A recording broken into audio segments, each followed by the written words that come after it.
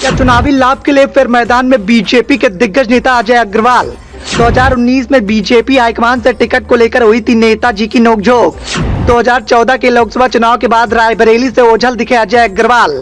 क्या BJP high command इस बार देगा बागी छवि वाले अजय अग्रवाल को मौका? लोकसभा चुनाव की नजदीकियों को देखते हुए धीरे धीरे जनसेवक अब जनता के बीच में निकलने लगे हैं। बड़े बड़े बैनरों के माध्यम से जनता के मंसूबों को पूरा करने के हवाई दावे भी जनसेवकों के द्वारा किए जा रहे हैं। ऐसा ही आलम यूपी के रायबरेली में देखने को मिल रहा है। रायबरेली लोकसभा सीट को लेकर सरगर्मियां काफी तेज हैं, क्योंकि इसे गांधी परिवार का गढ़ कहा जाता है। लंबे समय से गांधी परिवार का दबदबा इस लोकसभा सीट पर बरकरार है। ऐसे में इस सीट को बीजेपी हाईकमान किसी भी कीमत पर अपने कब्जे में करना चाहता है। लेकिन बीजेपी हाईकमान के सामने चुनौती इस बात को लेकर दिखाई दे रही है कि इस सीट को लेकर बीजेपी हाईकमान किस उम्मीदवार पर भरोसा जताएगी, क्योंकि गांधी परिवार का मुकाबला करना यहां बेहद मुश्किल है। ऐसे में बीजेपी हाईकमान को ऐसे चेहरे की तलाश है जो गांधी परिवार के साम्राज्य को ध्वस्त कर सके।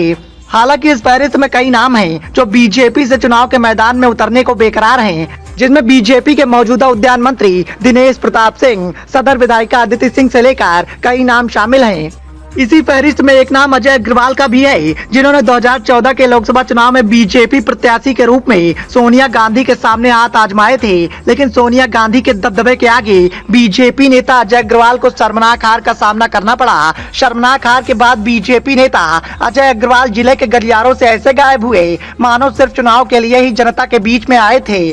सिर्फ इतना ही नहीं, 2014 में करारी शिकस्त झेलने के बावजूद भी 2019 के लोकसभा चुनाव में फिर से अजय अग्रवाल ने बीजेपी हाईकमान के सामने टिकट का प्रस्ताव रखा। लेकिन बीजेपी हाईकमान ने अजय अग्रवाल के दावों को सिरे से खारिज कर दिया, जिसके बाद बीजेपी का गुणगान करने वाले नेताजी का चुनावी लोभ भी बाहर आ गया और बीजेपी हाईकमान पर अजय अग्रवाल ने खूब भड़ास निकाली। सिर्फ इतना ही नहीं, पीएम मोदी को चिट्ठी तक अजय अग्रवाल के द्वारा लिखी गई। धमकी भरे बयानों के चलते नेताजी सुर्खियों में आए और इसी के चलते अजय अग्रवाल की जनसेवा का दिखावा करने की नीति भी उजागर हो गई। फिलहाल बीजेपी हाईकमान पर अजय अग्रवाल के किसी भी तेवर का कोई असर नहीं पड़ा और बीजेपी हाईकमान ने कांग्रेस से बगावत कर बीजेपी में शामिल हुए दिनेश प्रताप सिंह पर हाथ आजमाया। दिनेश प्रताप सिंह को बीजेपी हाईकमान के द्वारा टिकट दिया गया।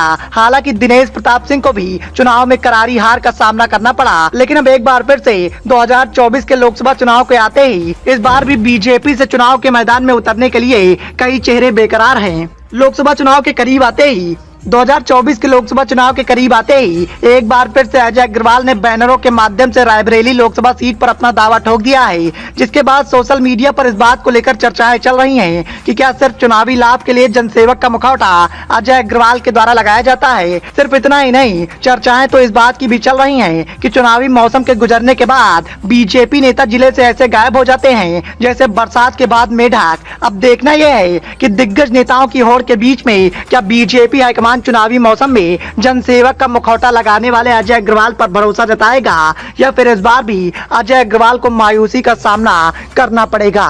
Bureau report, the noise of India.